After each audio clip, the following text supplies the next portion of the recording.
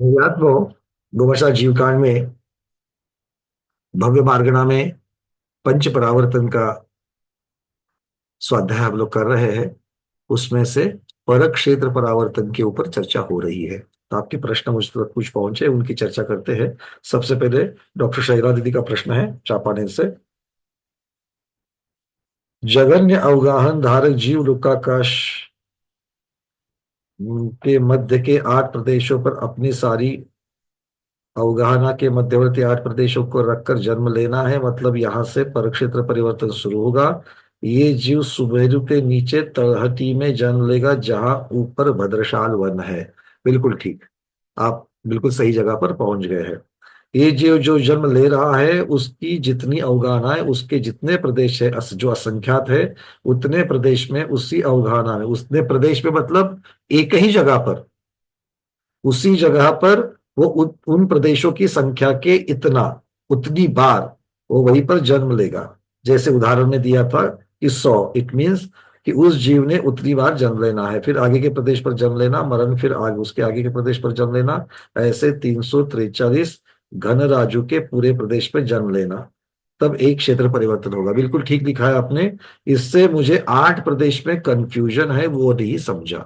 हाँ, 8 प्रदेश कौन से है? 8 प्रदेश, लोक के 8 प्रदेश समझ में आ गए? आ गए। हाँ, वो क्यूब वाला जो बना था, मैं आपको अनम्यूट कर रहा हूं यहां से। और ऐसे ही 8 प्रदेश आप अपने शरीर के अंदर संभालना। अब यहां पर किसके शरीर के अंदर? वो जो सूक्ष्म निगोदिया जीव लब्ध पर्याप्तक है, जगन्य अवगाहने के साथ जो जन्म ले रहा है, उस जीव के मध्य के 8 प्रदेश। वो किस लिए?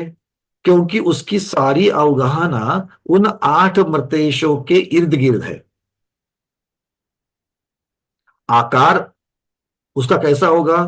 तृतीय समय में, जन्म के समय तृतीय समय में गोलाकार है। तो समझने बिल्कुल। के लिए हमें क्या करना है कि जन्म लेते वक्त वो जीव वहां पर अपनी आयु पूर्ण करके मरने वाला है, मतलब उसका शरीर वहां से विकसित विकसित तो होने वाला ही है। तो इसकी चर्चा सबकी नहीं है। शुरुआत कैसे जन्मेगा? तो उन 8 प्रदेशों के ऊपर ये 8 प्रदेश लगा करके।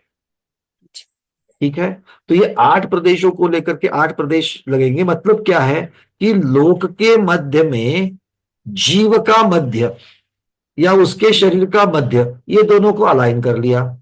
हाँ। ठीक है, मतलब उनके मध्य को इनका मध्य है। इसका मतलब है कि भाई उसके अराउंड लेकर के इसने अपना परक क्षेत्र परावर्तन शुरू किया, किसी एक कोने से शुरू नहीं किया है, तो सेंटर से शुरू किया है। ये बताने के लिए आचार्य भगवंतों ने इस प्रकार की कथन किया है। हाँ, ठीक। वंदना मैम जी, मतलब इसका मतलब है कि जो 8 प्रदेश है उसमें जो जीव जन्म लेगा उसके आठ उसमें प्रदेश और नहीं, इसके उसमें आठ। नहीं, उसमें नहीं, उसको सेंटर बना करके, क्योंकि अवगाहना 8 प्रदेशों से काफी बड़ी है, असंख्यात प्रदेश वाली अवगाहना हाँ।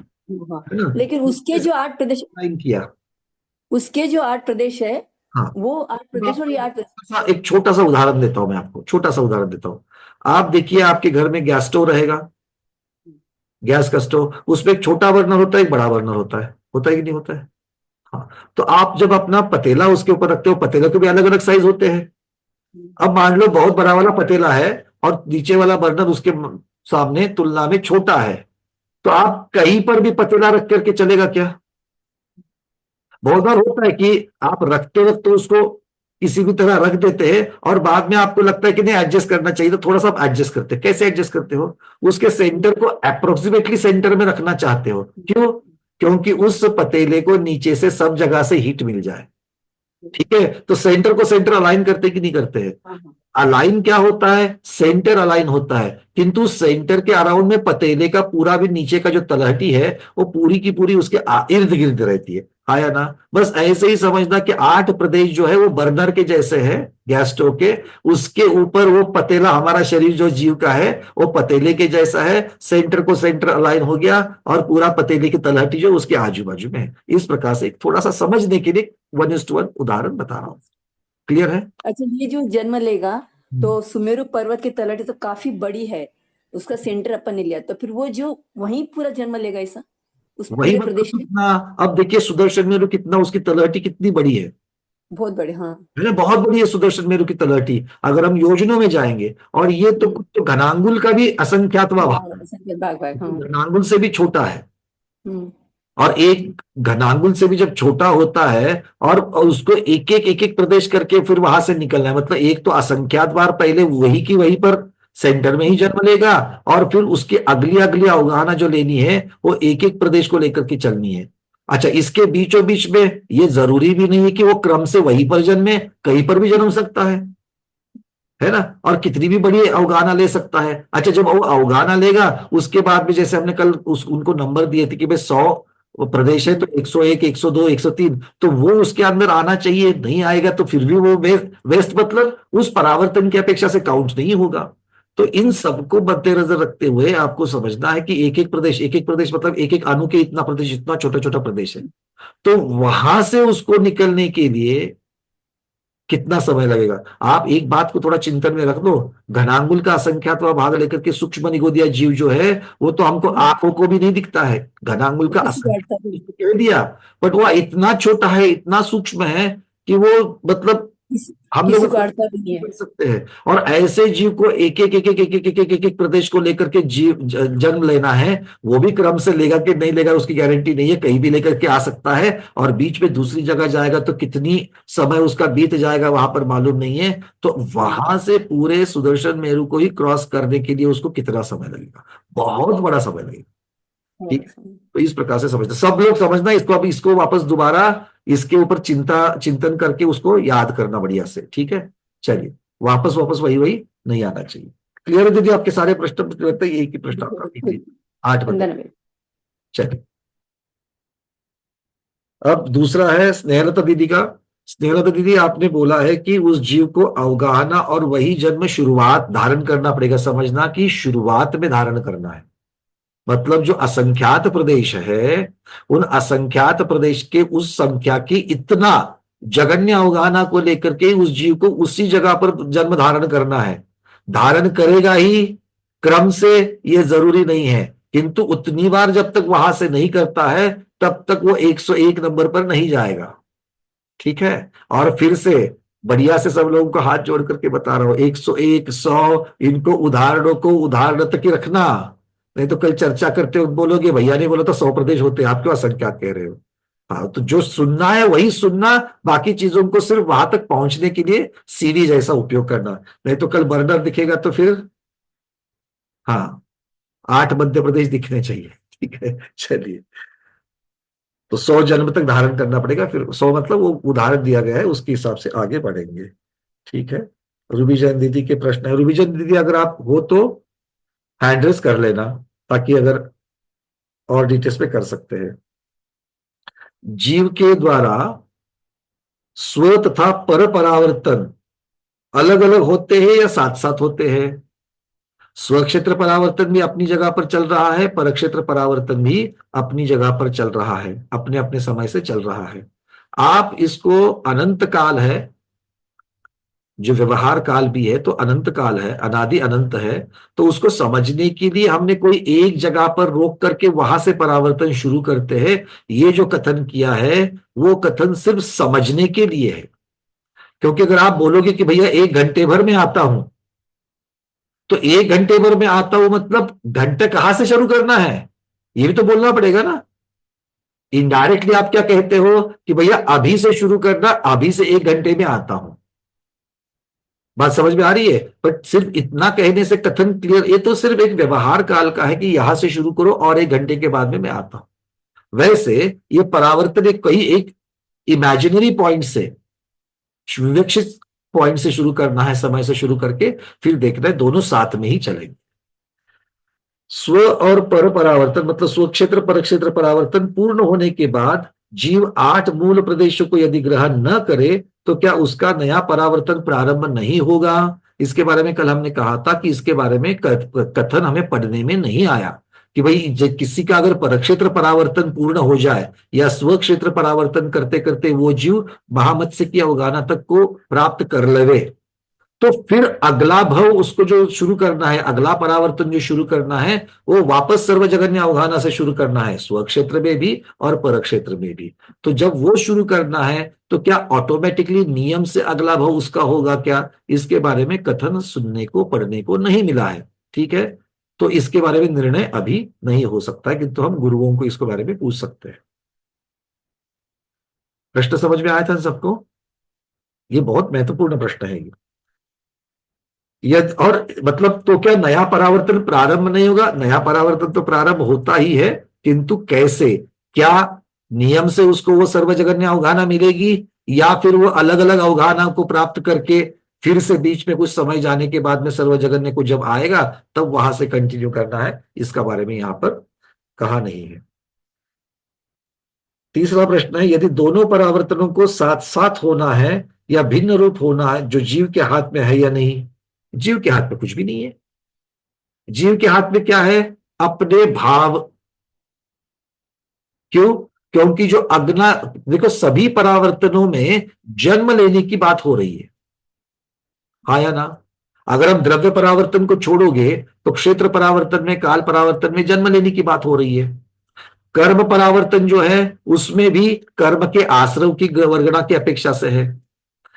द्रव्य परावर्तन के पुद्गल परावर्तन में, अर्ध पुद्गल परावर्तन जो हम लोग नो कर्म परावर्तन कहते हैं, उसमें क्या है? उसमें भी नो कर्म वर्गणा को लेने की बात करते हैं, मतलब वहां पर आश्रव की चर्चा चल रही है। द्रव्य परावर्तन में नो कर्म वर्गणा और कर्म वर्गणा, इनके आश्रव की चर्चा चलती है। अब नो कर्म वर्गना और कर्म की वर्गना वो किस लिए, वो किन कारणों से हम लोग लेते हैं? तो हम जिस प्रकार के भाव करते हैं, हम जिस प्रकार का योग करते हैं, मन वचन काय के योग जो है, वो योग उस आश्रव का कारण है। मतलब द्रव्य परावर्तन का कारण कौन बन गया? नो कर्म का और कर्म का आश्रव, और वो आश्रव का कारण क्या है? योग, कषाय और योग, ये दो चीजें जो है उसके कारण है। तो या फिर लेशा कहो, या फिर लेशा कहो, तो लेशा मुख्यता से उसका कारण है, क्योंकि हमने लेशा मार्गणा पढ़ी है, तो अगर लेशा कहने से सभी जीव उससे उसमें अंतर्भूत हो जाती है, तो लेशा कहने से हम लोग कह सकते हैं। मतलब परावर्तनों का कारण, द्रव्य परावर्तन का कारण कौन हो गया? लेशा। अब स्व क्षेत्र परावर्तन और परक्षेत्र परावर्तन, इसमें हम लोग किसकी चर्चा कर रहे हैं? इस प्रकार के शरीर के साथ जन्म लेने की, या आकाश के किस प्रकार प्रदेश पर जन्म लेने की? तो जन्म लेने की जो चर्चा चलती है, शरीर को धारण करने की जो चर्चा चलती है, वो कर्म के उदय से होती कि नहीं होती है? जन्म आयु कर्म की अपेक्षा से, और शरीर नाम कर्म की अपेक्षा से। मतलब फिर वहां पर कर्म के आश्रव की चर्चा चलेगी क्षेत्र परावर्तन में, और कर्म के आश्रव के लिए कौन जिम्मेदार है? लेशा। मतलब ये परावर्तन हो गए। काल परावर्तन में भी जन्मने की ही बात चलेगी आगे, तो काल परावर्तन को भी हम लोग देखेंगे, भव परावर्तन को भी देखेंगे। भव परावर्तन में भी जन्मने की बात चलेगी, तो वो किसकी चर्चा है? वो भी कर्म के आश्रव के ऊपर डिपेंड है, वो भी लेश्या की अपेक्षा से है।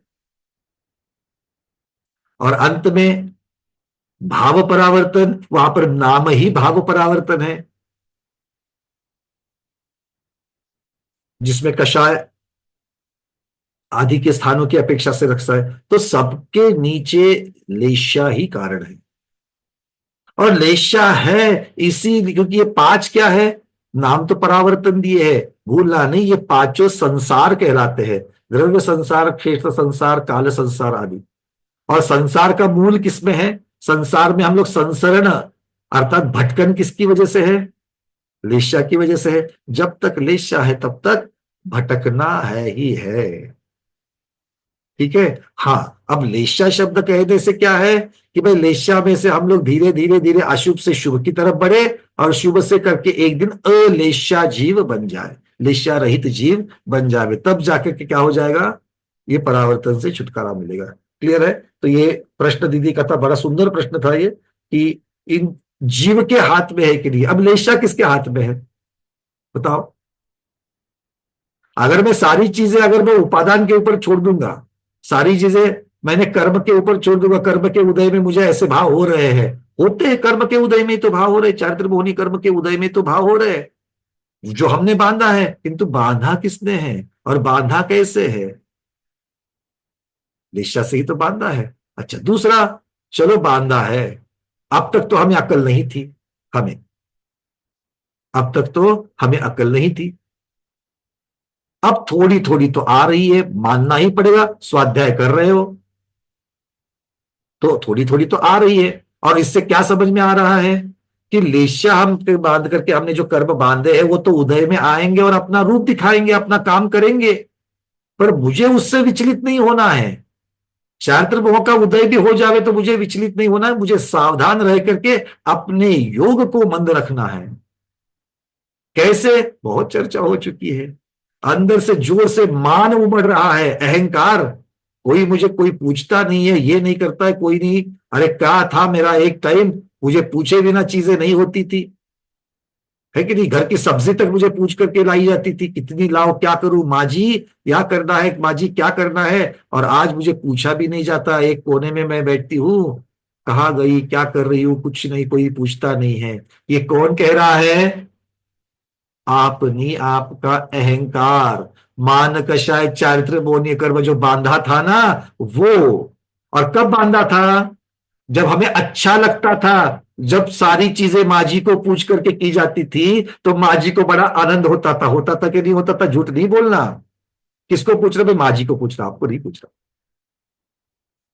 तो माँ जी जो थी ना, उनको बड़ा अच्छा लगता था, मुझे पूछ करके सारी चीजें कर रही है। तो वो जो खुशी होती थी ना, वो खुशी ने ही तो चारित्र मोहनीय कर्म बांधा है, वो ईगो वाला, अहंकार वाला।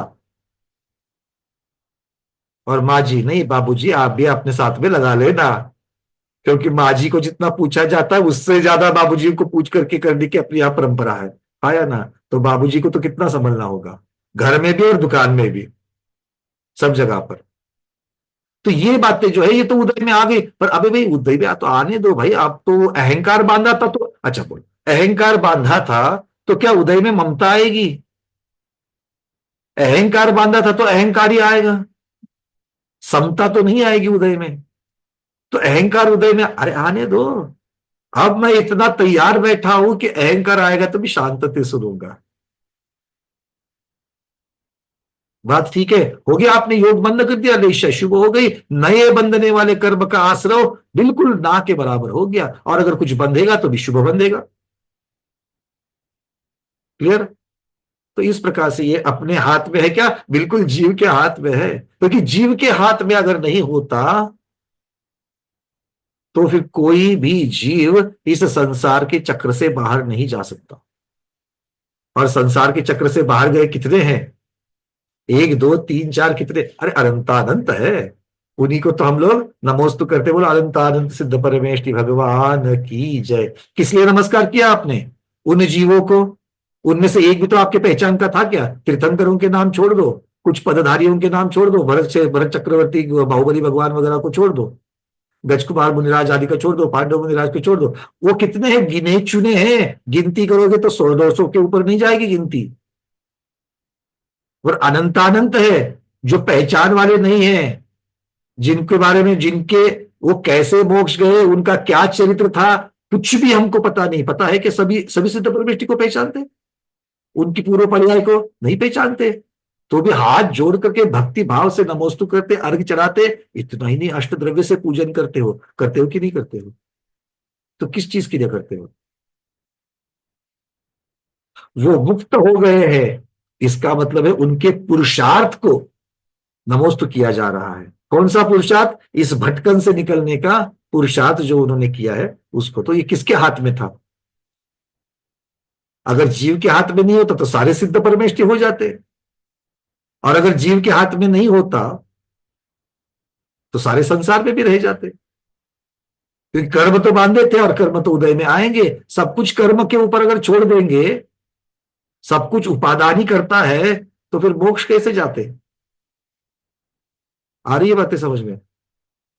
चलो, चेहरे आपके बता रहे कि भैया ये सब पता है, आगे बढ़ो। ठीक है, चलो हम आगे बढ़ लेते हैं। अब आगे आगे का प्रश्न देखते हैं, रूबी दीदी का क्या है। क्या जीव में इतनी शक्ति है कि वह स्व पर परावर्तन को माध्यस्थ भाव में रह करके साथ में कर सके? बिल्कुल है। क्या कह रही है प्रश्न में? क्या जीव में इतनी शक्ति है कि वह स्वक्षेत्र परक्षेत्र परावर्तन को माध्यस्थ भाव में रह करके एक साथ में कर सके?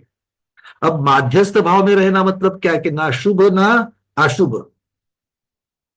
तो ऐसे जीवों की चर्चा चल रही है जो श्रेणी आरोहण कर रहे हैं, जो आगे बढ़ते हुए 13वें गुण स्थान में विद्यमान है।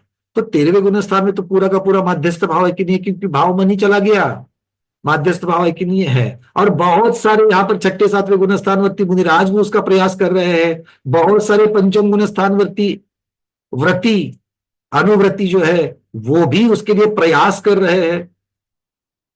तो प्रयास कर रहे हैं, पुरुषार्थ कर रहे हैं, तो भी परावर्तन चल रहा है कि नहीं चल रहा है। भले पूरा नहीं हो पाएगा, स्व क्षेत्र पर क्षेत्र वो इतना लंबा है कि उतने लंबे तक तो जीव नियम से, कौन से जीव, ये माध्यस्थ भाव वाले जो जीव है, जो नियम से सम्यक दृष्टि है, जो नियम से सम्यक दृष्टि है और माध्यस्थ भाव रख रहे हैं, उनका संसार कितना बचा है, अर्धपुद्गल परावर्तन से भी कम। इसका मतलब है पूरा स्वक्षेत्र पर क्षेत्र परावर्तन पूरा हो सकता है क्या, जो अर्धपुद्गल से अनंत गुना है समय में, वो पूरा ही नहीं हो पाएगा। पूरा नहीं हो पाएगा इसका अर्थ ये नहीं कि वो नहीं चल रहा है, वो चल रहा है। ये कथन करने की पद्धतियां है। तो ये बिल्कुल जीव के हाथ में है कि माध्यस्थ भाव में रह करके जल्द से जल्द इससे छुटकारा पा जाए। ठीक है, अब इसके आगे दीदी ने, क्योंकि ये रूबी दीदी हमारी बहुत चिंतन, अच्छे अच्छे चिंतन करती है और हमेशा कहीं ना कहीं तो अपने चिंतन को भावों को जोड़ देती है। तो एक चिंतन उन्होंने लिखा है, क्या भावों का जुड़ना अधिक उसके अनुसार भ्रमण करना ये परावर्तन है? हाँ बिल्कुल। तो भावों से जुड़ना मतलब लेश्या है, और लेश्या के अनुसार भ्रमण करना यही तो परावर्तन है, यही तो संसार है। क्या हम ये कह सकते हैं कि 8 मूल प्रदेश अर्थात ज्ञान भाव, दर्शन भाव, वेदन भाव, मोह भाव, भावों का घटना बढ़ना, स्थिर अस्थिर होना, मान भाव, अहंकार, मन वचन काय के भावों का गमनागमन, ज्ञान बोध कर्म में बाधा, योग आदि, ये देखो ऐसी अगर उपमाएं देनी है तो 8 को 8 की अपेक्षा से अलग अलग तरीके से बहुत कुछ दिया जा सकता है और बहुत कुछ अलग अलग तरीके से चिंतन किया जा सकता है, उसका निषेध नहीं करेंगे। ठीक है, किंतु जो आगम में बताया गया है रास्ता, आगम में जिस प्रकार से उनके एक से दूसरे का संबंध लगाया गया है, वो संबंध के साथ में हम लगा करके चलेंगे तो फिर ठीक रहेगा। ठीक है, चलिए, इस प्रकार से ये प्रश्न हमारे पास थे। अब आपके जो यहाँ से सीधे सीधे सामने से आने वाले प्रश्न उनको लेते हैं। पहले अर्चना दीदी, फिर विजया लक्ष्मी दीदी, फिर दीपा दीदी। वंदना भैया जी। भैया जी सब कुछ समझ में आया, एक चीज का थोड़ा सा कंफ्यूजन है हम्म, कि जब ये असंख्यात बार जन्म ले लेता है क्षुद्र भाव का जीव, फिर वो अपनी एक प्रदेश आगे बढ़ाता है।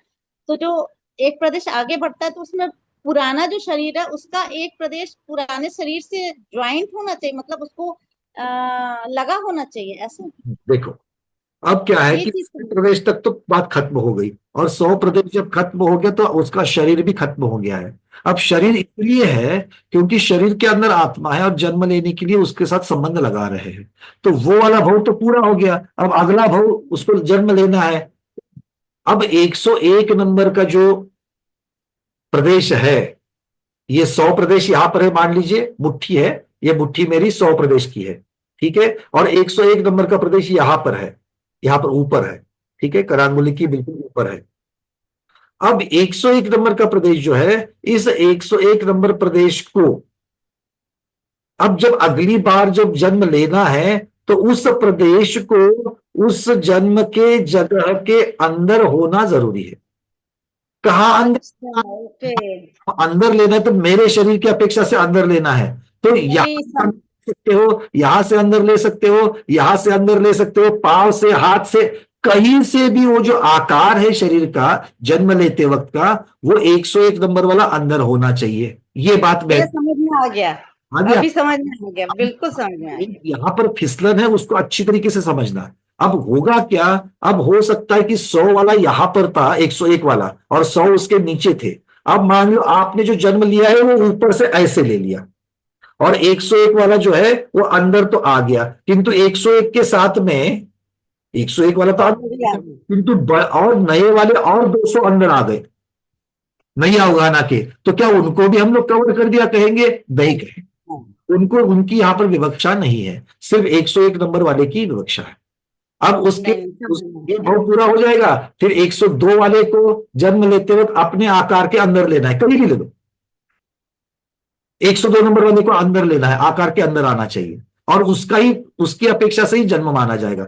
अब नए जितने अंदर आए हैं, पुराने कुछ अंदर आए हैं, उनका यहां पर कोई संबंध नहीं है।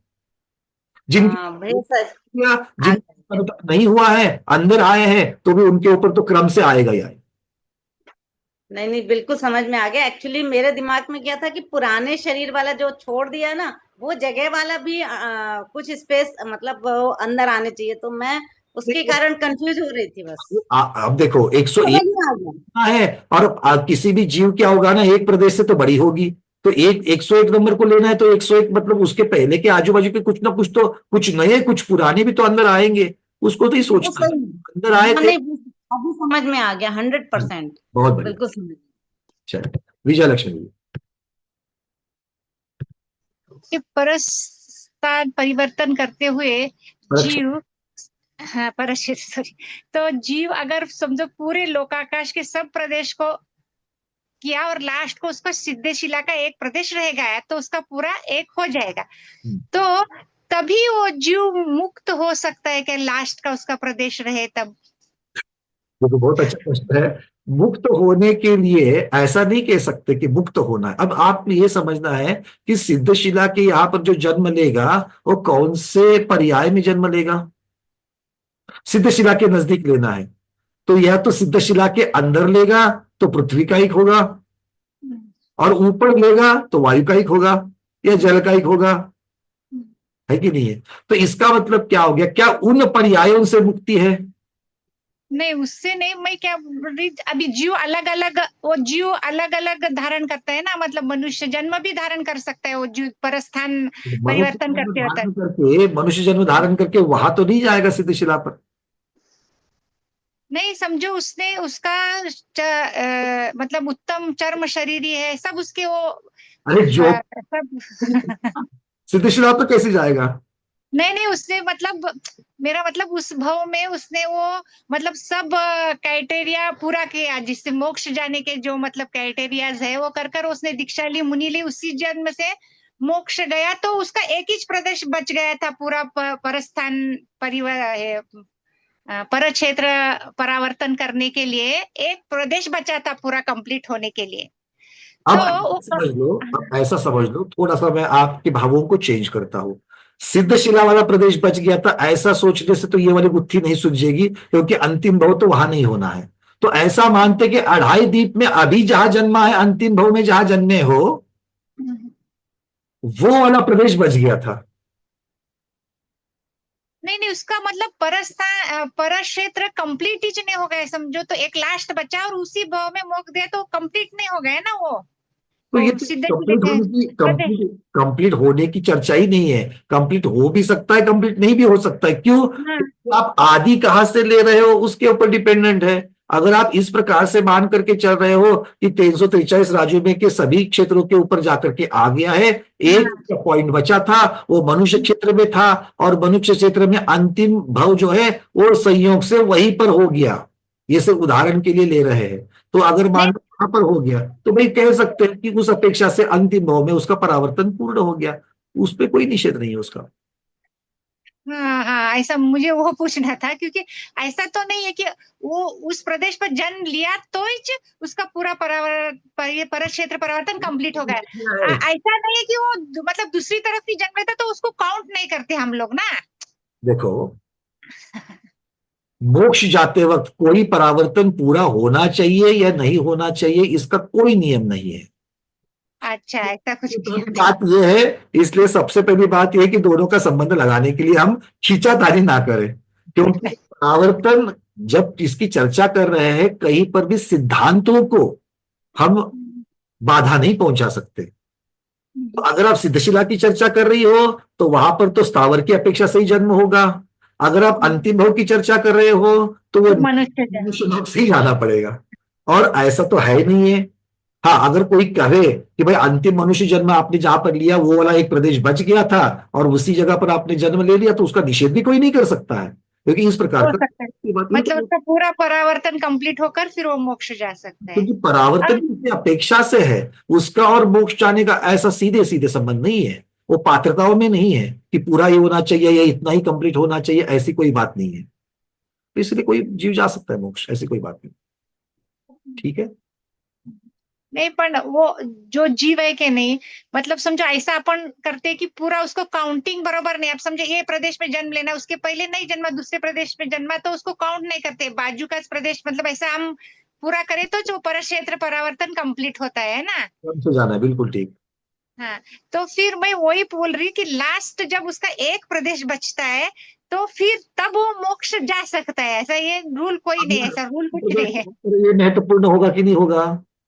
हाँ। तो लास्ट प्रदेश अगर त्रसनाडी के बाहर है, लास्ट प्रदेश अगर नरकों में है, लास्ट प्रदेश अगर ऊर्ध्वलोक में है, मनुष्य लोक छोड़कर कर्म भूमि को छोड़ करके कहीं पर भी है, तो अंतिम भाव वहां होने का हो ही नहीं नहीं, सकता। वही मैं बोल रही हूँ कि एक प्रदेश बच गए तो भी वो मतलब उसका परावर्तन कंप्लीट नहीं होता है मतलब। बिल्कुल ठीक। अगर एक प्रदेश 343 घन राज्यों के असंख्यात प्रदेश में से एक प्रदेश भी बच गया है तो अभी तक परावर्तन पूरा नहीं हुआ।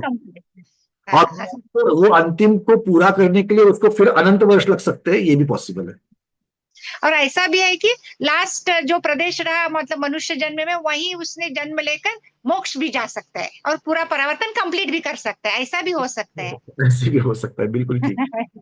अगर क्रम क्रम से कोई कर रहा है, क्योंकि इसको निषेध करने के लिए कोई कारण नहीं है, वही मैं बोल रही हूँ। क्योंकि परावर्तन की सारी कंडीशंस अगर आप पूरी कर रहे हो तो ये इस प्रकार का वातावरण बन सकता है।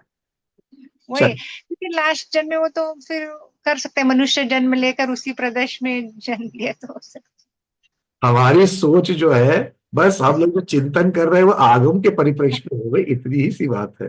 ठीक है, चलिए दीपा दीदी। मेरे को पूछना था, अंगुल बोले तो ये पूरा अंगुल लेना क्या ऊपर का पैर लेना?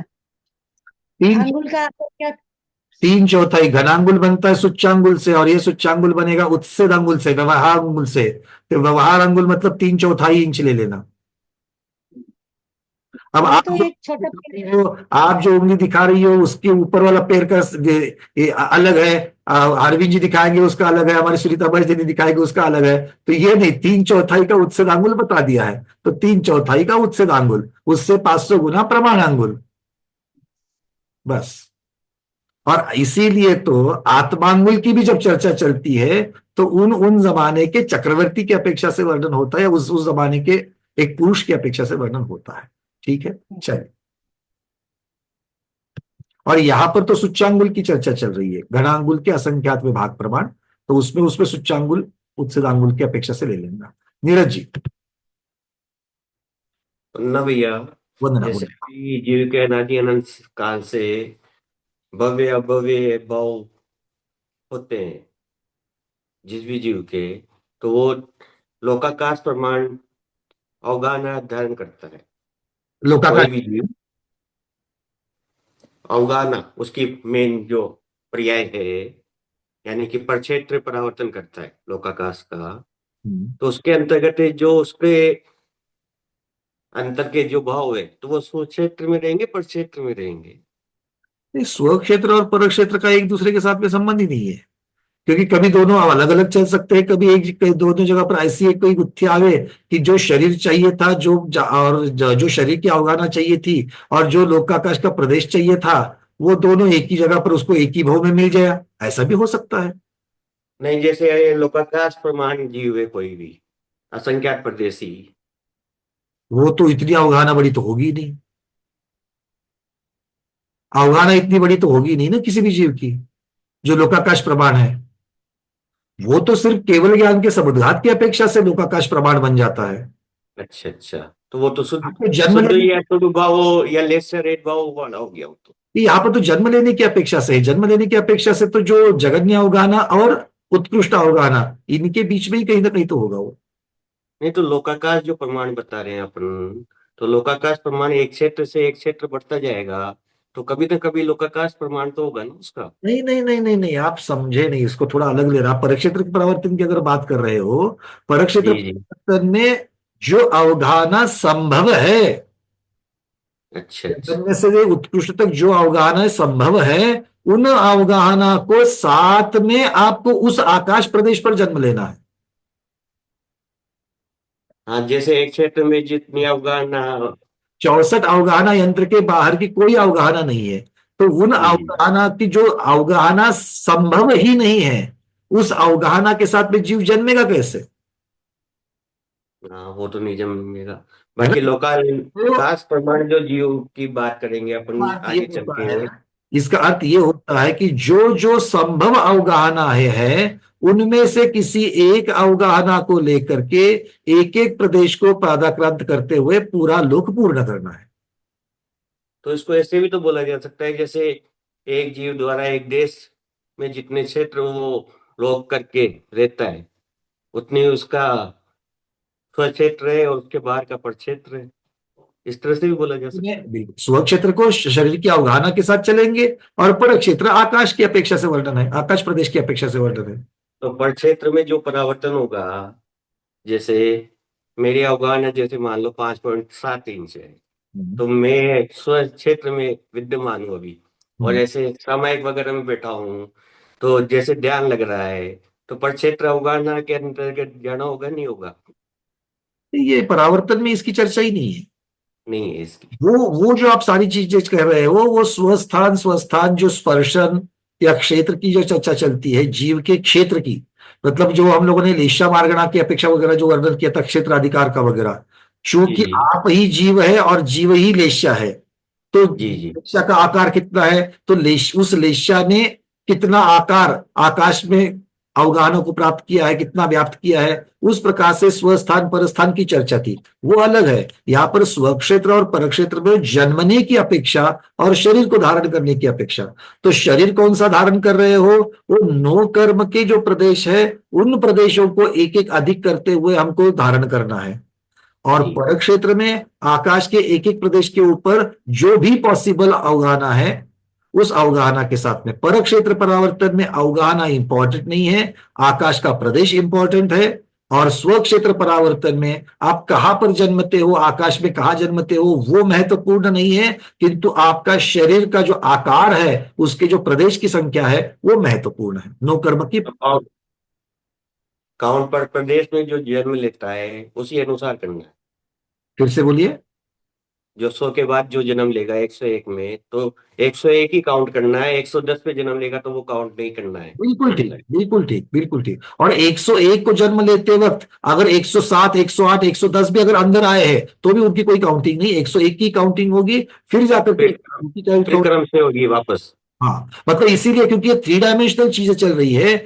जैसे मैंने कहा कि मैंने जो अभी 101 पर जब मैंने जन्म लिया है, तो 101 पर जन्म लेने के पश्चात पुराने वाले कुछ अंदर आ जाएंगे, नई नई अवगाहना के अंदर, तो ये नए वाले अवगाहना के अंदर आ जाएंगे, तो बाकी किसी का भी यहाँ पर चर्चा नहीं है, बस 101 की चर्चा है। क्रम से पकड़ना पड़ेगा पर क्षेत्र में। ऐसी कोई अवगाहना नहीं है कि जो सिर्फ एक प्रदेश की हो सकती है, इसलिए आप किसी भी प्रदेश पर चले जाओ, उसके आजू बाजू के बहुत सारे प्रदेश जो है वो आपकी नई अवगाहना के अंदर आएंगे ही आएंगे, मतलब नए जन्म के अंदर आएंगे आएंगे। तो उसमें से कौन सा वाला जन्म लेना है, जो क्रम से जो प्रदेश आकाश का बना था उसी की चर्चा होगी, उसके बिना किसी की नहीं होगी। तो गुण को गुणी से अलग करने का भाव रखना पड़ेगा इसमें। गुण को गुणी से अलग, भाई पर क्षेत्र गुणे, भाई मैं गुणी हूं तो मेरे से गुण अलग है, इस तरह से। वो तो देखो यहाँ पर आप गुण किसके और गुनी गुनी किसको कह रहे हो, वो तो ठीक है, जो जन्म ले रहा है उसके पास भी गुण है और गुनी है, और जहां ले रहा है जो अवगाहना दे रहा है उसमें भी गुण है और वो भी गुनी है। तो पर क्षेत्र जैसे अन्य गुण को तो ग्रहण ही नहीं करता ना। अरे सारे सिद्धांत एक जगह थोड़ी लगाओगे उसको आप। पर क्षेत्र में एक क्षेत्र और पर क्षेत्र, यहां पर पर क्षेत्र आकाश द्रव्य, ये जीव द्रव्य की अपेक्षा से पर द्रव्य है। जी जी स्व क्षेत्र में शरीर माना है वो भी तो पुद्गल है, अब वो जी। पर को क्योंकि वो संसार की पर्याय में है इसलिए उसको स्व माना गया है। पर्याय अपेक्षा ग्रहण करना पड़ेगा। तो जहां पर जो जो नए लगेगा उसी नए के अनुसार लगाना पड़ेगा, एक साथ सभी सजा के नए लगा करके तो नहीं चलेगा। ठीक है ना? जी जी। चलिए, वंदना भी। रेखा दीदी, फिर सुनीता भाई दीदी, फिर जयश्री दीदी, फिर अरविंद जी, फिर विजयलक्ष्मी दीदी। हाँ वंदना भैया, मुझे ऐसा पूछना था कि स्वक्षेत्र परावर्तन और परक्षेत्र परावर्तन दोनों एक साथ पैरेलल चलते हैं, तो ऐसा है क्या कि नाना जीव की अपेक्षा कोई सूक्ष्म लब्ध पर्याप्त जीव, एक जीव की अपेक्षा उनका स्वक्षेत्र परावर्तन चालू है, और दूसरे जीव का परक्षेत्र परावर्तन चालू है। क्यों, क्या दोनों एक जीव परक्षेत्र और स्वक्षेत्र परावर्तन एक साथ कर सकता है? देखो, आप कहीं अपने घर से बाहर निकली तो आप चलने की भी क्रिया कर रही हो और सांस लेने की भी क्रिया कर रही हो कि नहीं कर रही हो, और चलते हाँ चलते बाजू वाले से बात करने की भी क्रिया कर रही कि नहीं कर रही हो। तो तीनों क्रिया हाँ, कर रहा है, आप ही कर एक रहे ही। हो। और इस हाँ में आपके आजू बाजू में बहुत सारे जीव चल रहे हैं, तो वो अपनी अपनी क्रिया कर रहे हैं। तो या तो आप एक जीव की अपेक्षा से कथन करो या नाना जीवों की अपेक्षा से कथन करो, दोनों कथन अलग अलग होते हैं। दोनों चीजों को मिक्स नहीं कर सकते, क्योंकि ऐसा करने के लिए जाएंगे तो विवक्षाएं, जो संदर्भ आप लेकर के चल रही हो वो संदर्भ अलग हो जाएगा। ठीक है, मान लो आपके साथ जो चल रहा है वो बात नहीं कर रहा है और बात आप कर रही हो, तो जब बात करने की अपेक्षा से जब वर्णन चलेगा तो आप बात कर रही हो। भले साथ में चलने की अपेक्षा से दो जीव चल रहे हैं, तो जब साथ में चलने की बात आ गई तो दो जीवों की अपेक्षा मतलब नाना जीवों की अपेक्षा से कथन। जब बात करने की अपेक्षा से होगा एक जीव की अपेक्षा से कथन, सांस लेने की अपेक्षा से होगा श्वासोश्वास तो नाना जीवों की अपेक्षा से कथन। तो अब सब जीवों को आप एक साथ नहीं ले सकते हो। क्या चल रहा है कथन, किसकी अपेक्षा से चल रहा है, और यहां पर जो चीजें परावर्तन की चल रही है, ये सारा वर्णन एक जीव की अपेक्षा से करेंगे तो ही तो परावर्तन समझ में आएगा। करते नाना जीव है, एक जीव की अपेक्षा से वर्णन करेंगे तो पता चलेगा, और नाना जीव की अपेक्षा से वर्णन फिर कुछ चीजें अलग हो जाएगी, उसके अपेक्षा से कथन थोड़ा सा बदल जाएगा। ठीक है, क्योंकि इसमें ऐसा कोई संबंध नहीं है कि अब इस भव में आपके जो पति है वो जिस प्रकार के परावर्तन कर रहे हो और आप जिस प्रकार के परावर्तन कर रहे हो, वो तो इस भव के लिए दोनों एक साथ एक घर में रह रहे हो। अगले भव में जरूरी नहीं कि आप एक ही जगह पर होंगे, है कि नहीं है। आप तो सम्यक दर्शन धारण करके स्त्री पर्याय को छोड़ दोगी, क्योंकि सम्यक दृष्टि से में नहीं होता है, तो आप भी देव बन जाओगी और वो भी देव बन जाएंगे। हो सकता है कि आप 17वें विमान में होंगे, वो 18वें विमान में हो, मिलने के लिए जा जाना जाति स्मरण से या फिर क्या कहते हैं उसको अवधि ज्ञान से, किंतु ये जरूरी नहीं कि एक साथ चलेंगे। तो इसीलिए जो परावर्तन है अलग अलग चीजें हैं, एक जीव की अपेक्षा नाना जीव की अपेक्षा, दोनों को मिक्स नहीं करना है। सुनीता दीदी। वंदना भैया, हाँ जी। भैया मेरा प्रश्न ये है कि लोक असंख्यात प्रदेशी है, उसमें जो प्रदेश है एक एक क्रम से वो पर क्षेत्र में वो जीव को जाना है, वो जो काउंटिंग है वो ऐसा कहीं डिफाइन किया हुआ है शास्त्रों में कि किस टाइप से वो काउंटिंग करते हैं? जैसे अब इतना असंख्यात प्रदेशी है, फिर उसको कैसा ये करते होंगे वो? दिशा का मतलब कौन सी दिशा में जाएगा, हाँ, कौन सी दिशा में जाएगा? मतलब एक यहाँ पर ले लिया तो यहाँ का लेना है कि इस साइड का लेना है कि इस साइड का लेना है। हाँ, वैसा कुछ तो होगा ना भैया। आगम में इतना लिखा क्रम से चलो, एंड टारगेट है 343 गणराज्यों के सभी प्रदेश को पूरा करना है और क्रम से करना है।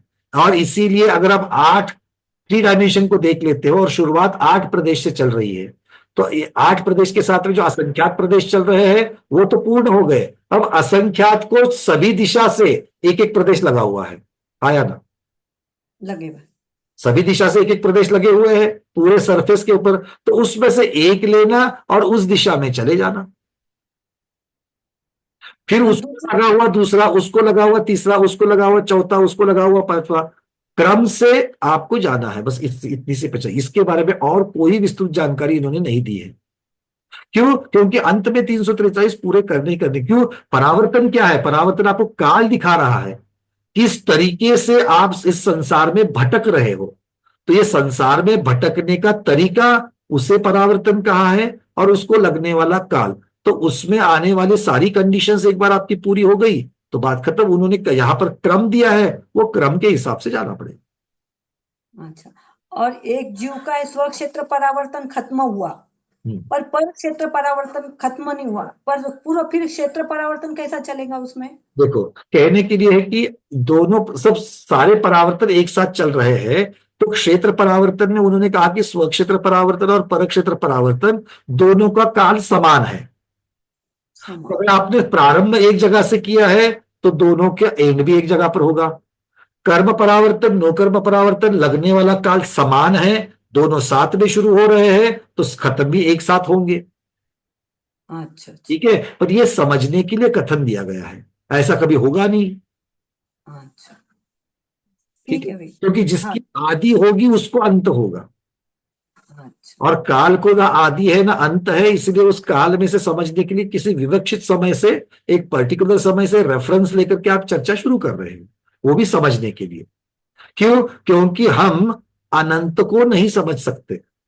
इस भव में स्वाध्याय जब हम कर रहे हैं तो हम अनंत को नहीं समझ सकते हैं, हम अनादि को नहीं समझ सकते हैं। हम समझ पा रहे हैं कि अनादि अनंत को?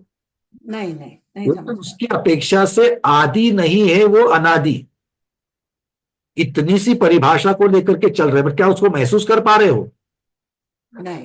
तो इसका मतलब है जो पर्याय, जो छोटा सा श्रुत ज्ञान हमको मिला हुआ है, उस श्रुत ज्ञान से समझने के लिए जिस प्रकार से कथन करने की आवश्यकता है, उस प्रकार का कथन ही भगवान की दिव्य ध्वनि में आया है, और फिर गणधरों में लिखा है, और गणधरों के द्वारा गूंथ करके आचार्य ने भी उसी अपेक्षा से टिप्पणी की है। ठीक है ना? अगर आप इसी चीज को, इस परावर्तन को केवली भगवान की अपेक्षा से जानना चाहोगे, तो वो तो साक्षात अनुभूति कर रहे हैं उनकी, एक एक जीव की अनुभूति कर रहे हो कि इस जीव का ये परावर्तन चल रहा है, वो इस क्रम पर आया, उसका इतना काउंट हुआ है, उसका उतना काउंट हुआ है। बिल्कुल उनके ज्ञान में झलक रहा है, ये तो बिल्कुल सबका झलकेगा, पर उसके लिए केवल ज्ञान चाहिए। अब श्रुत ज्ञान से केवल ज्ञान की अनुभूति कैसे करें? है ना? तो आपका प्रश्न बड़ा अच्छा है, पर उसको समझने के लिए हम लोगों की पात्रता नहीं, प्रॉब्लम ये है। वंदना भाई। देखो, एक जौहरी है ना, आपके हाथ में आपका गहना है, आपका एक मान लो गले का आहार है, तो आप इतना ही कह पाओगे कि ये सोने का है, और हाथ से तुलनात्मक कुछ तो कहोगे कि थोड़ा सा वजनदार है या कम वजनदार है, जो भी इतनी करोगे। सुंदर है, या फिर और कुछ कहोगे कि तुलनात्मक उसके पास है ना, उसके जैसा है, या उससे अच्छा है, उससे छोटा है। मतलब जितना तुलनात्मक चीजें आपकी बुद्धि कथन कर सकती है, उतनी ही करेगी। क्या आप वहां पर कह सकते हो कि इसका एग्जैक्ट वेट इतना है? क्या आप ये कह सकते हो कि ये एग्जैक्ट इतना कैरेट है? क्या आप ये कह सकते हो कि इसमें कितनी मिलावट है, कितनी मिलावट नहीं है? अगर मिलावट है तो कौन कौन से धातु कितने कितने प्रमाण में डाले गए हैं? क्या ये बताने की क्षमता आपके पास है जस्ट हाथ में लेकर के? नहीं है। बट वो काम हो सकता है कि कोई जौहरी करे, क्योंकि उसके पास यंत्र है, उसके पास समझने की कला है, तो ये इस अपेक्षा से इसका वर्णन कर सकते हैं। चलिए, जय श्री दीदी। वंदना भैया, हाँ जी। ये मेरे पास बुक है, उसमें लिखा है लोकाकाश के समस्त प्रदेशों पर क्रम 2 से उत्पन्न होने का एवं मरण करने का संपूर्ण काल पर क्षेत्र परावर्तन है। इसमें सुमेरु का तो कहीं वर्णन नहीं आया। किसके का? लोकाकाश सुमेरु पर्वत। मध्य प्रदेश, सबसे शुरुआत में देखिए, लोकाकाश के 8 मध्य प्रदेश शब्द लगाया ना। हाँ, लेकिन क्रम 2 से उत्पन्न होने का एवं मरण करने का काल, वो क्या चीज है? बात का है, वो तो परक क्षेत्र का उत्तरार्ध है, पूर्वार्ध। देखो, जहां पर भी आप पढ़ रही हो, तो परक क्षेत्र की शुरुआत कैसे हो रही है? अच्छा, इसमें ये आएगा पहला जन्म कहाँ लेना है? क्या लिखा है आपके सामने पीडीएफ में? नहीं, पीडीएफ में तो खाली इतना ही लिखा है, पर क्षेत्र परावर्तन लोकाकाश के समस्त प्रदेशों पर क्रम 2 से उत्पन्न होने का मरण करने का संपूर्ण काल। आप जो पढ़ रही हो हमारी पीडीएफ है? नहीं नहीं, वो उधर के इंदौर विकास भैया की। जिस किसी की भी हो, बट इसकी शुरुआत परक क्षेत्र की ऐसे नहीं हो सकती ना। परक क्षेत्र में शुरुआत का स्थान बताना पड़ेगा आपको। तो इसके अच्छा, वो तलिका है, इसमें सब शॉर्ट में लिखा है तलिका। हाँ, तो शॉर्ट में अगर आप पढ़ पाती हो तो शॉर्ट वाला पढ़, अगर विस्तार वाले की तो विस्तार वाला पढ़िए। सुमेरु कंपलसरी आता ही है ऐसा, क्यों? सुमेरु का पूर्व। क्योंकि आगम के शब्द है, लोकाकाश के 8 मध्य प्रदेशों के ऊपर सर्व जगन्य की अवगाहना के साथ में जीव के 8 मध्य प्रदेश लगाकर जन्म लेना है। आगम में परक क्षेत्र की शुरुआत इस प्रकार से की गई है मूल गाथाओं में। तो ये अगर आप ये वाला आपके पास सामने लिखावट नहीं है, तो ये शॉर्ट सिर्फ नहीं कहेंगे, अधूरा कहेंगे इसको। ठीक है? अपेक्षा से किसने क्या लिखा है मैं इसके ऊपर टिप्पण नहीं कर सकता, किंतु अगर लोग, वो तो आगे वाली बात हो गई। क्रम से तो तभी लेंगे जब पहली जगह का पूरा होगा ना। तो पहली वाली जगह कौन सी है? इसका वर्णन तो वो आगे पीछे है क्या, देख लीजिए आप। सबसे पहले अपने पढ़ने में कोई त्रुटि है क्या, देख लीजिए। एक से वहां पर संदर्भ आया है क्या, पूरा का पूरा संदर्भ देने की जरूरत है क्या, इसको देख लीजिएगा। अगर पूरा का पूरा संदर्भ का बहुत बार होता है कि पूरा का पूरा संदर्भ देने की जरूरत नहीं होती है, तो ये सारा देख करके आपको देखना पड़ेगा। ठीक है, चलिए हम तो अभी अपने अपने हमारे पीडीएफ की चर्चा करेंगे या फिर किसी ग्रंथ की करेंगे, दूसरे के ऊपर हम टिप्पणी कैसे करें? अरविंद जी। मुन्ना भैया जी, ये अपन जो एग्जाम्पल के लिए जो 100 जन्म लिए थे उसी अवगाहना के साथ बराबर, फिर 101 जो जन्म हुआ, इसमें जो अवगाहना तो मेरी सपोज मेरी अभी इतनी बड़ी अवगाहना है, लेकिन कुछ प्रदेश से इसके हिसाब से मेरी अवगाहना हो जाएगा, ऐसा होगा ना? हाँ, अवगाहना मतलब क्या है कि आप मान लो कि आपका वो सर्वजगन्य अवगाहना वाला काम खत्म हो गया और 101 नंबर वाला जो आपको जन्म लेना है, तो वहां पर आप मान लीजिए कि आप वहां पर पृथ्वी का की अपेक्षा से आप जन्म ले रहे हो। ठीक है, क्योंकि सूक्ष्म निगोदिया वाले का था, अब पृथ्वी का एक बादर पृथ्वी का एक हो रहे हो, तो बादर पृथ्वी का एक तो उससे तो बड़ा है, बराबर है ना? तो बादर पृथ्वी स्थावर से स्थावर में आपने जन्म ले लिया, बादर पृथ्वी का एक आप बन गए। अब बादर पृथ्वी का एक जब बन गए तो 100 प्रदेश की जगह पर अभी आपके पास 5000 प्रदेश जन्म के समय है,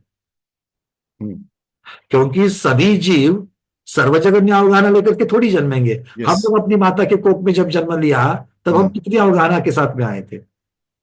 असंख्य। अभी हो सकता है किसी की 6 फीट की अवगाहना है, पर माता के कोख में से जब जन्म हुआ तो हो सकता है 9 इंच के थे, किंतु माता के कोख में जब जन्म लेकर के जब जीव आया, पर्याप्तियां पूर्ण करके बाद पूर्ण पर्याप्त होने वाली जो चर्चा है उसके पहले, मतलब निर्वृत्त पर्याप्तक का प्रथम समय, दूसरा समय, तीसरे समय की चर्चा कर रहा हूं मैं। तब हम कितने बड़े थे? एक बिंदु समान, डॉक्टर कहते एक बिंदु समान थे, पर एक बिंदु भी सर्वजगन्य अवगाहना से बहुत बड़ा है, असंख्यात गुना बड़ा है। तो अगर उदाहरण की अपेक्षा से देखें तो 100 की जगह पर मैं मानता हूं कि 5000 प्रदेश लेकर के आप जन्म लिया आपने। अब 5000 प्रदेश को तो 50 गुना बड़ा हो गया, 100 की जगह पर 50 गुना तो बड़ा हो गया। 50 गुना जो बड़ा हो गया है तो 50 गुना ज्यादा उसमें प्रदेश आ जाएंगे, पर जो प्रदेश आएंगे कोई बात नहीं, उसमें 101 नंबर वाला प्रदेश अंदर आया क्या, ये महत्वपूर्ण। अगर वो आया है तो आपका क्रम आगे बढ़ेगा, अगर वो नहीं है तो वो नहीं बढ़ेगा, कंसीडर नहीं करना है, कंसीडर नहीं करेगा। ओके। वहां पर भी जो आप जन्मे 5000 प्रदेशों के साथ में, वो वाला भोग पूरा करना अपनी आयु के साथ में, वो छोड़ना नहीं कि काउंट नहीं करेंगे तो उसको अकाल मृत्यु दे दी, नहीं खत्म करो उसको, नहीं, वो तो अपनी आयु पूर्ण करके मरेगा।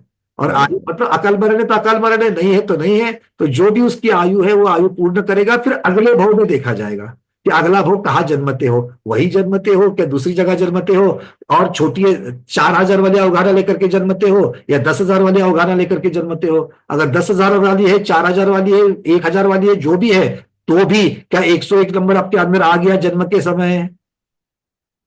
आया हो तो ठीक है, क्रम बढ़ेगा, नहीं तो फिर वो वाली आयु के खत्म होने तक इंतजार करो। चलो, एक सिली क्वेश्चन ये कि अर्धपूर्वगल परावर्तन और पंच परावर्तन, बराबर, इसमें थोड़ा कंफ्यूजन कई बार रहता है। अच्छा देखिए, पंच परावर्तन जो है तो 5 अलग अलग है। हाँ बराबर। उसमें से जो पहला वाला है द्रव्य परावर्तन, उसके भेद करना, मतलब द्रव्य परावर्तन का जो काल है, द्रव्य परावर्तन से क्षेत्र परावर्तन अनंत गुना बड़ा, क्षेत्र से काल अनंत गुना, काल से भव अनंत गुना, और भव से भाव अनंत गुना। बराबर। तो सबसे छोटा जो है उसके 2 भाग करना, एग्जैक्टली आइडेंटिकल 2 भाग, बराबर। जितना समय द्रव्य परावर्तन में लगता है उसके 2 आइडेंटिकल भाग करना। तो एक द्रव्य परावर्तन को पूरा पुद्गल परावर्तन कहते हैं, कंप्लीट पुद्गल। बराबर। या आधा करोगे तो उसको अर्ध पुद्गल करोगे। तो 5 के सामने अर्ध पुद्गल कितना छोटा है? बराबर। बाकियों का अनंतवा भाग है। ठीक है, तो हमको अर्धपूर्वगल परावर्तन ही करना है ना? उतना भी नहीं करना है। वो तो अगर कोई खींचेगा तो, अगर कोई सम्यक दृष्टि बन करके फिर मिथ्या दृष्टि बना, फिर घूम रहा है, पता नहीं एक केंद्रीय में भी चला गया, हो सकता है।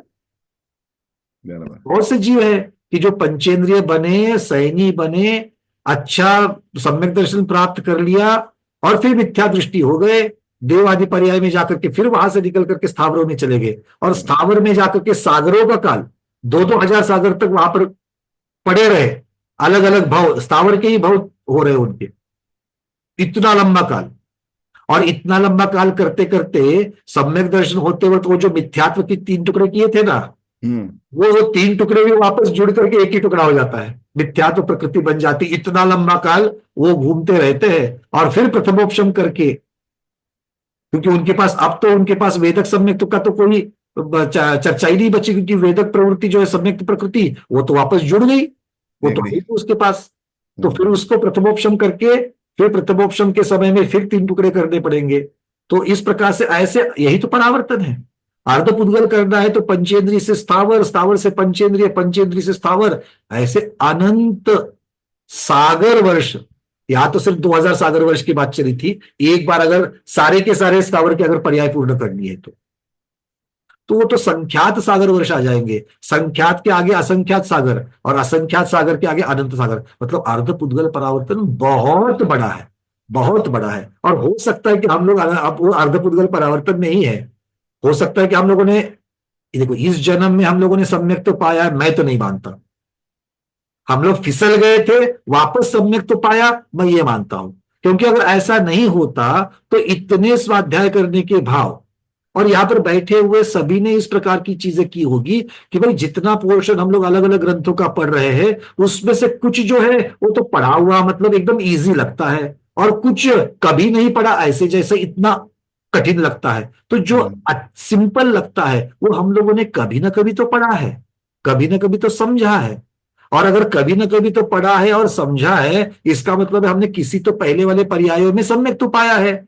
इस पर्याय में तो सम्यक तो पाया, पहली बार पाया है, अनादि से शादी बने इसमें बने, ऐसी तो जरूरत नहीं है। तो इसका मतलब क्या है कि जब हमने पहली बार सम्यक तो पाया होगा, तभी से हमारा अर्धपुद्गल बचा है। और उस अर्धपुद्गल में से पुरुषार्थ करते करते करते कितना समय बीत गया है मालूम नहीं है, पर जितना भी है इसके आगे बस थोड़े से वर्ष अब रखने हैं और निकल जाना है। असंख्यात वर्ष में निकलना है। अभी भी असंख्यात वर्ष है भाई, संख्यात वर्ष नहीं है मोक्ष जाने के लिए। क्यों? क्योंकि एक पल्ले की आयु भी अगर लेकर के अगले भव, मान लो यहां पर अभी आज कोई जितने भी स्वाध्याय बैठे हैं, बस एक देव पर्याय पा करके वापस यहां पर मनुष्य पर्याय बन करके अगर मान लो मोक्ष जाने वाले हैं सभी के सभी हम लोग, तो भी देव पर्याय में पल्ले की तो आयु लेनी पड़ेगी, और पल्ले की आयु असंख्यात वर्षों की है। सम्यक दृष्टि नियम से कल्पवासी में जाएगा, पल्लियों की आयु पाएगा। अगर पल्लियों की आयु पाएगा तो असंख्यात वर्ष है, मतलब अभी कम से कम असंख्यात वर्ष तो हम लोग मोक्ष जाने से रह गए, आया ना। देखो अब स्वर्ग कैसा लग रहा है, वो स्वर्ग हमें असंख्यात वर्ष दूर कर रहा है मोक्ष जाने से। इसीलिए मनुष्य जन्म जो है वो बहुत महत्वपूर्ण है। बहुत अच्छा। जल्द से जल्द, भावना यही वाणी है, जल्द से जल्द वापस मनुष्य पर्याय में आना है और आपने आत्मा का कल्याण करना है। ठीक है, चलिए। धीरज जी कह रहे हैं कि आपके साथ साथ बस में निकल जाएंगे। बिल्कुल बात यह कि बस में से उतरना नहीं, हम दिखेंगे, अगर हम भी और फिसल रहे खींच करके वापस ले लेना बस में। ठीक है ना, कहाँ जा रहे हो भैया, ग्रुप तो बना हुआ है, आप कहाँ जा रहे हो, है ना, ऐसा बोल करके याद दिला देना, एक दूसरे के सहकारी बनना। और जब ये बातें यहाँ याद नहीं रखनी है, वहां भी याद रखनी है जाने के बाद में। और ढूंढो अवधि ज्ञान से, हर रोज यही भावना भाव कि मैं अपने स्वाध्याय को ढूंढूंगा अवधि ज्ञान से, है ना। मतलब अगर कोई भटक रहा है तो उसको खींच लेंगे वापस, अपनी बस में खींच लेंगे। चलिए अगला प्रश्न। धन्यवाद भैया। चलिए दीदी, मानिक पाटिल दीदी, उसके बाद विजयलक्ष्मी दीदी।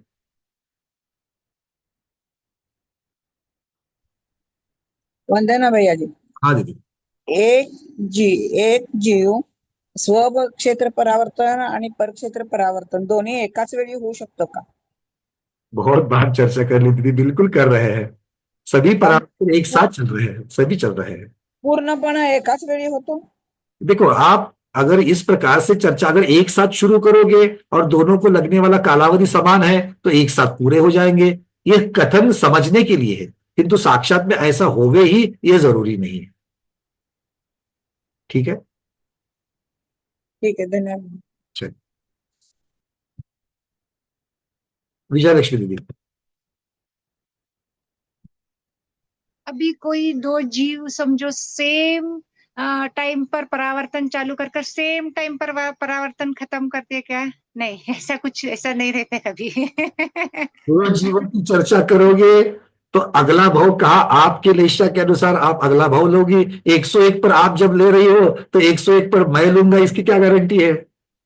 नहीं पण अनंतानंत जीव है ना, तो कोई तो भी ऐसा होगा, 2 जीव तो सेम परावर्तन करता होगा और उसी प्रदेश पर सेम टाइम जन्म लेता होगा। बात बिल्कुल हो क्योंकि सकती है। कितने जीव है ना, तो ऐसा पॉसिबिलिटी हो सकती है बिल्कुल ना। ठीक, बिल्कुल ठीक, इसका निषेध नहीं किया जा सकता, बिल्कुल ठीक। हाँ, वो पॉसिबिलिटी हो सकती है ऐसा। आप दो बताए इसलिए मैं थोड़ा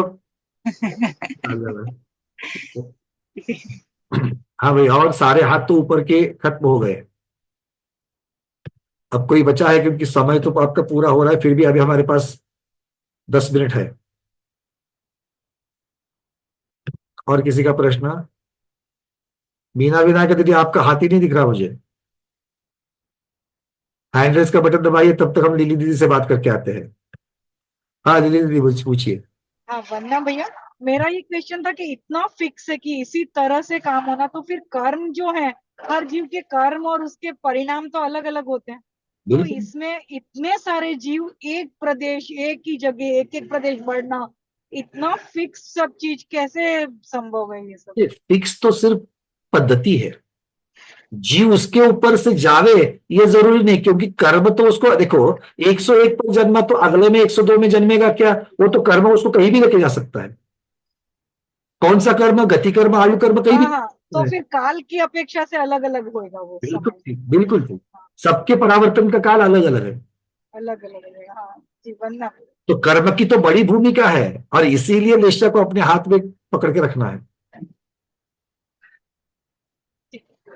चलिए, मीना विनायका दीदी, फिर उसके पश्चात चंद्रप्रभा दीदी। भैया जी जरा सा कंफ्यूजन है कि जैसे जरा सा अपन है तो कोई प्रॉब्लम नहीं, अगर जरा सा है तो हमारे हमारे हाथ में, बोलो।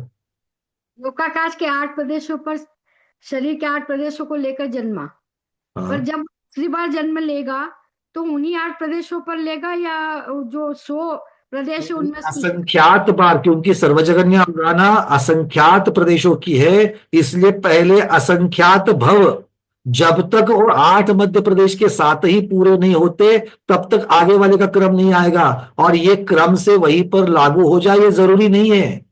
पहला आपने 8 मध्य प्रदेश के ऊपर ले लिया, अगला कहीं भी हो सकता है।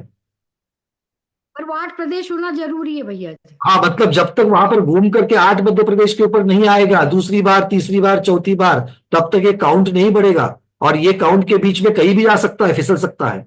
और जब तक ये काउंट असंख्यात का पूरा नहीं होता है, कौन सा असंख्यात? घनांगुल के असंख्यात वाला असंख्यात, वो जब तक पूरा नहीं होता है तब तक वही 8 मध्य प्रदेश के ऊपर ही सर्वजगन्य। और 8 मध्य प्रदेश इतना ही नहीं, सर्वजगन्य अवगाना के साथ ही लेना है, अवगाना नहीं बदलनी है। दोनों चीजें की कंडीशंस पात्रता पूरी होनी चाहिए, ठीक है ना? इसको इसको नहीं छोड़ना। ठीक है। चलिए, बहुत बहुत दुर्लभ से दुर्लभ चीजें होती है ये क्षेत्र परावर्तन में, और काल परावर्तन तो और भी आगे। चंद्रप्रभा दीदी, बोलिए। वंदना भैया, भैया प्रश्न नहीं है, एक बात है कि संसार दर्शन का जो चित्र है, जब हम वो देखते थे तो उसमें जो नीचे 5 सर्प थे, तो हम सोचते थे कि 4 गति के 4 सर्प होने चाहिए थे, ये 5 क्यों हैं? अब पता चल गया कि पंच परावर्तन के 5 सर्प हैं वो। क्या बात है। और सर्प कैसे कैसे है वो भी है, मतलब हटने वाले सर्प नहीं है भाई, चले जाएंगे थोड़ी देर में, ऐसा नहीं, अनंत अनंत काल वाले हैं। और तो भैया हटना है, इतना कि जो इतना भटक रहा है उसको ही हटना है। और हटने का एक ही तरीका है, धर्म के विमान में बैठो और हटो। हाँ, वो 4 गति का हो, 4 गति का, ये 5 क्यों बने हैं, 5 क्यों बने हैं, बार बार लगता था। अब समझ में आ गया कि बहुत बढ़िया। भैया ये जो परावर्तन, जैसे असंख्यात बार जन्म लेना है वहां, जो तो 100 तो आपने एक उदाहरण के लिए बोला कि 100, तो ये बहुत असंभव जैसी चीज है। तो क्या अपन ये सब पूरा करके आए हैं कि अभी नहीं किया होगा कभी? ये पहली बात तो ये असंभव नहीं है, क्योंकि हम लोगों ने किया है। और दूसरी बात, इसको दुर्लभ कह सकते हैं, रेयरेस्ट टू रेयरेस्ट कर सकते हैं, कि भाई इस क्रम के ऊपर चलना एक हो गया, तो दूसरे प्रदेश पर आना मतलब कब आएंगे कोई ठिकाना ही नहीं है। हाँ, और असंख्य कितने टाइम में आएगा ही जीव करके, बट आएगा जरूर, कभी ना कभी तो आएगा, तब जाकर के वो परावर्तन आगे बढ़ेगा, ये बात।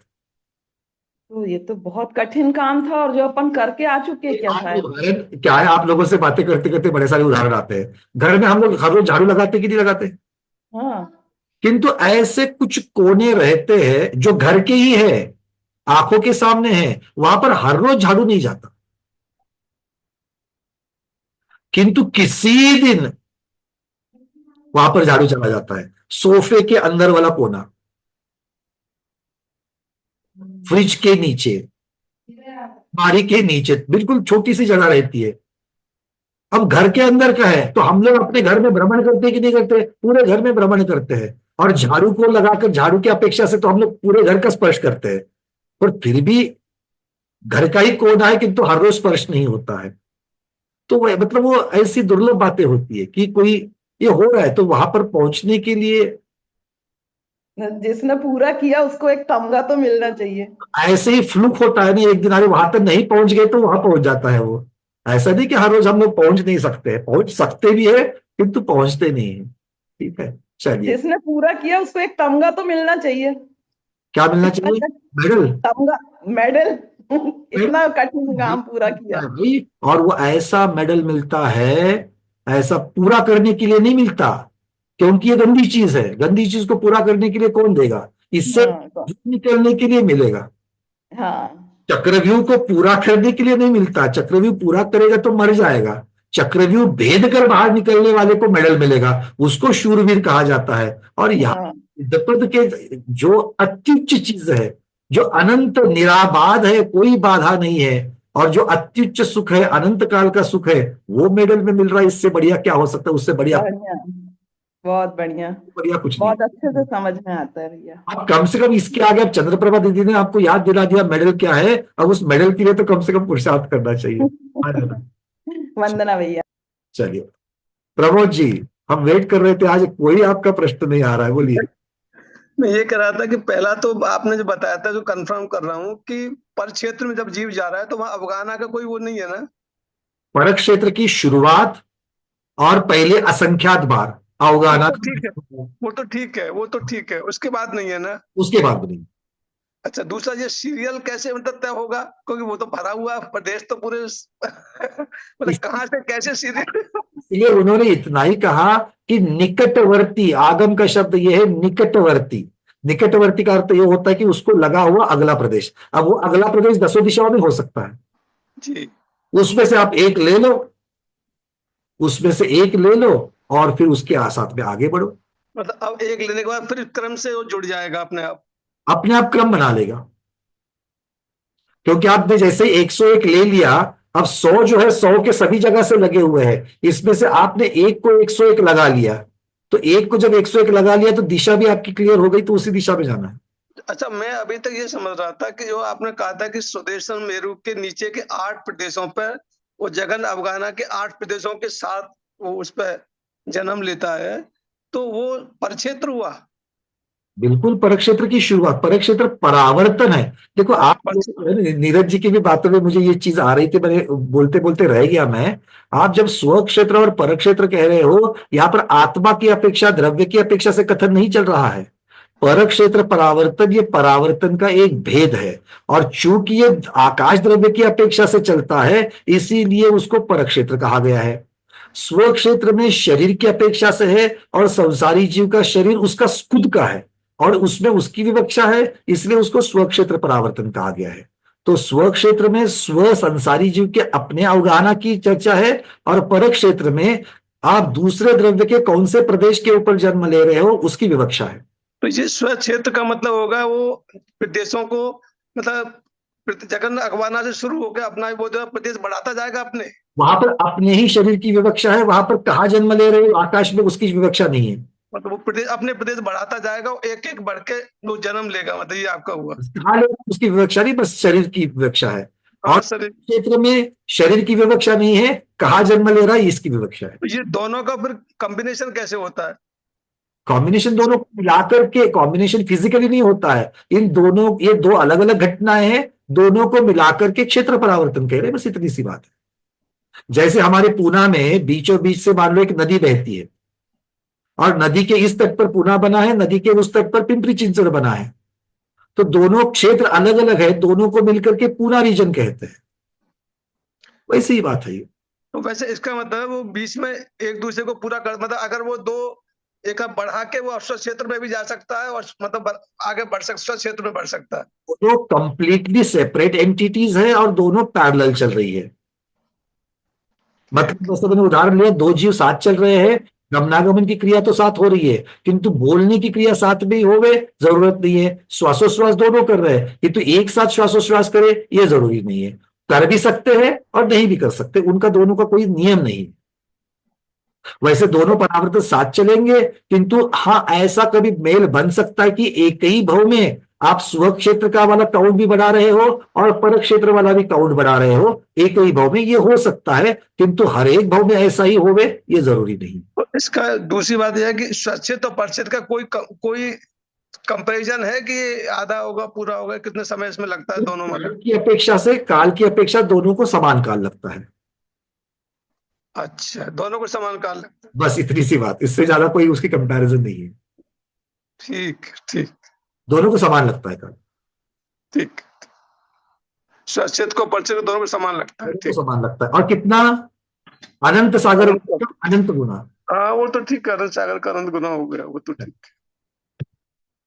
मीनाक्षी जी। वंदना भैया, पंचेंद्रिय होगा, सैन्य होगा और थोड़ा वैराग्य उत्पन्न होगा तो उसका परावर्तन कम हो सकता है। बिल्कुल ठीक, इसमें क्या दो राय ही नहीं है। बिल्कुल एक से सैन्य तक तो कुछ नहीं करेगा। तो पहली बात वैराग्य की चर्चा कर रहे हैं तो वैराग्य तो पहले सम्यक दर्शन होगा, है ना, क्योंकि आप वैराग्य मतलब सम्यक वैराग्य की बात कर रहे हैं। वैसे मिथ्या दृष्टि का भी वैराग्य होता है स्मशान में जाकर के, बट यहाँ पर हम सम्यक दृष्टि की अपेक्षा से करेंगे। तो सम्यक दृष्टि हुआ है मतलब वहीं से तो उसका चक्रव्यूह भेदने का रास्ता चालू हो गया उसका। अब कितने समय में भेदना है इतनी सी बात है, किसी को कम किसी को ज्यादा, और बिना आचरण के नहीं भेदेगा, इतना भी पक्का। चारित्र तो चाहिए, चारित्र धारण नहीं करे नहीं करे नहीं करे नहीं करे अर्धपुद्गल परावर्तन तक रुक जाएगा, उसके बाद में नियम से ऐसी परिस्थिति बन जाती है कि चारित्र धारण करके मोक्ष जाएगा ही जाएगा। ऐसा कोई अगर प्रमादी जीव है कि कुछ भी हो जाए मैं चारित्र को धारण ही नहीं करूंगा, अर्धपुद्गल हो जाए तो हो जाए, मुझे क्या करना है, मैंने थोड़ी बताया था अर्धपुद्गल का। ऐसा अगर कोई करके अगर बैठ जाए उसकी भी परिणति होगी कि वो मोक्ष चला जाएगा, क्योंकि स्वाध्याय सुनकर जरा भावना जरा ज्यादा हो जाती है। जरा बहुत प्रयास तो हर रोज, क्योंकि थोड़े से दीदी प्रॉब्लम अपनी है ना कि थोड़ा तो स्वाध्याय के पहले भी भावना होती थी, गुरुओं को देखकर अभिषेक पूजन करके आपस में मिल करके चर्चा करके। तो स्वाध्याय से तो हम तो उसके लिए 1.5 घंटा हर रोज दे रहे हैं ना, आप लोग 1.5 घंटे की इन्वेस्टमेंट कर रहे हो हर रोज, आप हर रोज 1.5 घंटे की इन्वेस्टमेंट कर रहे हो। तो इसीलिए जो 1.5 घंटे की इन्वेस्टमेंट कर रहे हैं तो रिटर्न्स तो ज्यादा चाहिए कि नहीं चाहिए हमको, थोड़े से तो बहुत अच्छे चाहिए, ठीक है, बस मार्केट को गिरने नहीं देना, इतनी सी बात है। अर्चना दीदी अंतिम प्रश्न, चलिए। भैया जी इतनी सारी चर्चा सुनने के बाद एक क्वेश्चन और अराइज हो गया कि जो ये नाना जीवों की अपेक्षा से है कि जो 8 मध्य प्रदेश हैं श्लोक के, तो उसमें तो नाना जीव की अपेक्षा बहुत सारे जीवों का उसी एक समय पे भी परावर्तन चालू हो सकता है ना, तो उस 8 मध्य रखना, एक बात याद रखना, चर्चा आचार्यों ने इतनी बहुत सिद्धांत के अनुसार रखी है कि उनकी ये साक्षात है, ये सिर्फ कथन नहीं है, ये सिर्फ इमेजिनेशन नहीं है, ये केवली भगवान की वाणी है और सिद्धांत के अनुसार है। देखो हमें पहले वाले भाव की चर्चा सूक्ष्म निगोदिया लब्ध पर्याप्त की है, चूंकि ये सूक्ष्म जीव है किसी से बाधित नहीं होगा, ना ही किसी को बाधा देगा। मतलब उसका एक जगह पर जितने चाहिए उतने, आपने कहा नाना जीव की अपेक्षा एक साथ असंख्यात जीव एक साथ स्वक्षेत्र पर परक्षेत्र परावर्तन जो है वो शुरुआत कर सकते हैं उसी जगह पर, लोकाकाश के मध्य 8 प्रदेश पर, क्योंकि है ही सूक्ष्म निगोदिया। हाँ, सूक्ष्म ध्यान बहुत जरूरी, ध्यान देना बड़ी बात है आज भगवंतों की वाणी में कि कुछ चीज बतानी है करके हमारा सिद्धांत है हम कुछ भी ऐसी बात ही नहीं है, हर एक चीज सिद्धांत के अनुसार है, हर एक। इसी सिद्धांत की दिव्य ध्वनि ही सच है और दुनिया में और कुछ सच नहीं है, बस और कुछ नहीं है, ठीक है। चलिए और इसीलिए मैं हमेशा कहता हूं कि एकाध चीज हमको, हम अल्प बुद्धि है, हम लोगों को कहीं कहीं अगर मान लो ऐसी चीजें दिखती है कि अरे इसमें और इसमें फर्क है, अरे फर्क तेरी बुद्धि के है, तुझे समझने में हो रहा है। एक सिद्धांत दूसरे सिद्धांत को नहीं काटता है, इस पर श्रद्धान रख। और आज अगर उसके लिए कोई उपलब्धता नहीं है तो शांत बैठ, एक दिन आएगा उसका तुझे अर्थ लग जाएगा। आज ही सारी चीजों का अर्थ लग जावे ये तो होगा ही नहीं। तो क्यों ऐसा कह रहा है कि इनके शब्दों को मैं नहीं मानूंगा, इन आचार्यों को नहीं मानूंगा, वो तो प्रतिमान योग है, वो तो उन्होंने ये किया उन्होंने वो किया। अरे तू होता कौन है? तेरी तुच्छ बुद्धि को तू केवल ज्ञान मान करके चल रहा है कि सारी चीजें तेरे को समझ में आ रही है? ऐसा चांस ही नहीं है। इसलिए जितना ग्रहण कर सकते हैं उसको ग्रहण करो। जहां जहां पर दो चीजों में अलगता आपको दिखेगी उस अलगता को समझने का प्रयास करो। खुद नहीं समझ सकते गुरुओं के पास चले जाओ। अगर गुरुओं के पास भी अगर हमको उसका सोल्यूशन नहीं मिलता है, दोनों को संकलित करके रखो कि आज इसकी निर्णय के कोटि में नहीं है। जब हमारी पूज्य गणित ज्ञानवती माता जी जो 70 वर्षों से ज्यादा इन चीजों का अध्ययन करके 450-500 ग्रंथों के ऊपर के ग्रंथों को जब बना करके भी आज ये कहती है कि हमें सारी चीजें समझ में नहीं आती है, तो हम कहाँ कह सकते हैं कि हमें चीजें समझ में आ रही है? अगर कह रहे तो हमारे जैसे गर्दभ हम ही हैं, हमसे और कोई दूसरा नहीं हो सकता है। इन्हीं भावनाओं के साथ में आज के स्वाध्याय को गुरुओं के श्री चरणों में बारंबार नमोस्तु वंदनामि इच्छाकार करते हुए यही पर समापन करते हैं। जैनम जयतु शासनम, जैनम जयतु शासनम, जैनम जयतु शासनम।